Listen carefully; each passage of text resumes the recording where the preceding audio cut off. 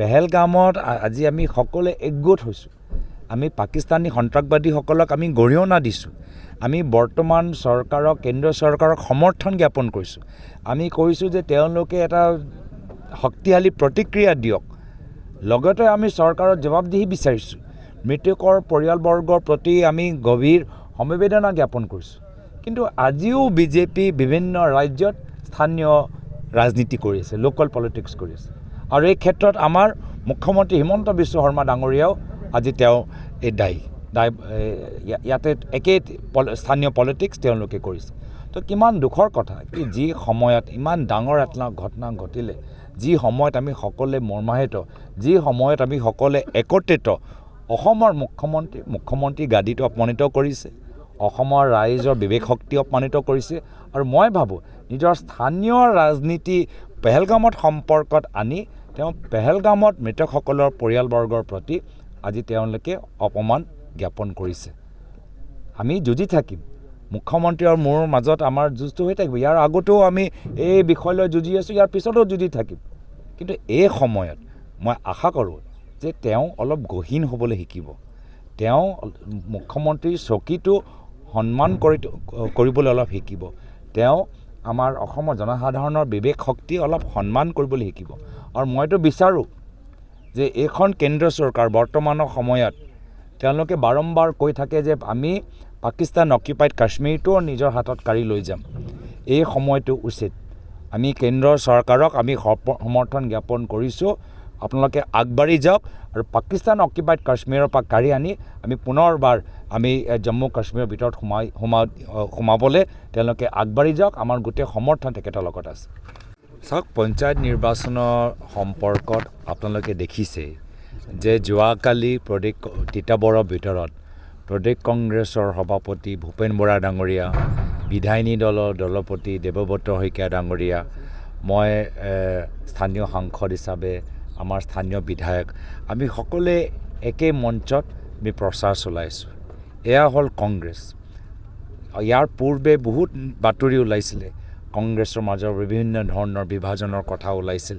কিন্তু আপোনালোকে দেখিলে যে আমাৰ দলৰ প্ৰতি আৱেগ ইমান যে আমি নিজৰ ব্যক্তিগত কথাবোৰ আমি পাহৰি আমি সকলোৱে একগোট হৈ অসমৰ জনসাধাৰণৰ মাজত বৰ্তমানৰ চৰকাৰৰ অন্যায়ৰ বিৰুদ্ধে এটা শক্তিশালী মাত আমি মাতিবলৈ সক্ষম হৈছোঁ।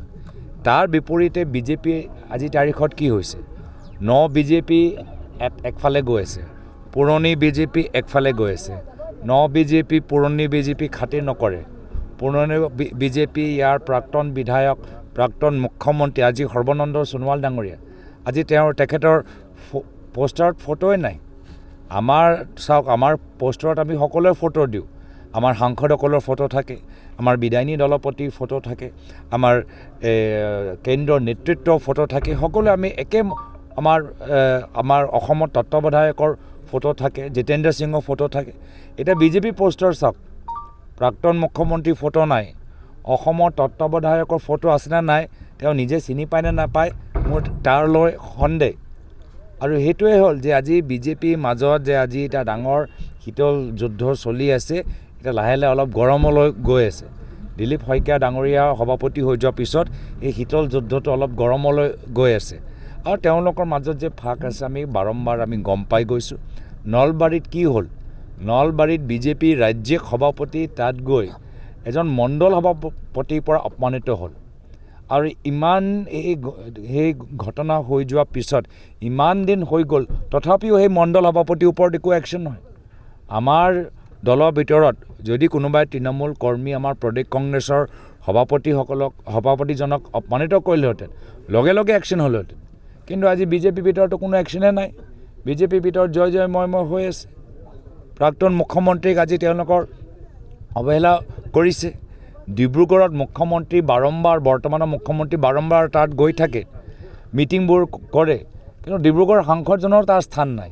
ডিব্ৰুগড় সাংসদ কোন? সৰ্বানন্দ সোণোৱাল ডাঙৰীয়া, প্ৰাক্তন মুখ্যমন্ত্ৰী সৰ্বানন্দ সোণোৱাল ডাঙৰীয়া। আজি ডিব্ৰুগড়ৰ ক্ষেত্ৰত যে মুখ্যমন্ত্ৰী হিমন্ত বিশ্ব শৰ্মা ডাঙৰীয়া যি পৰিকল্পনা লৈছে তাত তেওঁলোকৰ স্থানে নাই, তাত তেওঁলোকৰ ভূমিকা নাই। তো এয়া হ'ল পাৰ্থক্য যে আমি কংগ্ৰেছ দল আজি মাজুলীৰ ভিতৰতে হওক, যোৰহাট জিলাৰ ভিতৰতে হওক, উজনি হওক, নামনি হওক, যিয়ে হওক আমাৰ ক্ষোভ থাকে, আমি ক্ষোভ প্ৰকাশ কৰোঁ। অক্ষোভ প্ৰকাশ কৰাৰ পিছত আমি আকৌ ঠাণ্ডা হৈ যাওঁ, আমি আকৌ একগোট হৈ আমি প্ৰচাৰ আমি চলাবলৈ আগবাঢ়ি গৈছোঁ আৰু ৰাইজৰ পৰা আমি যথেষ্ট সঁহাৰি পাইছোঁ। মই অসমৰ জনসাধাৰণক আমাক ইমান মৰম দিয়াৰ বাবে মই ধন্যবাদ জ্ঞাপন কৰিছোঁ। হ'ব।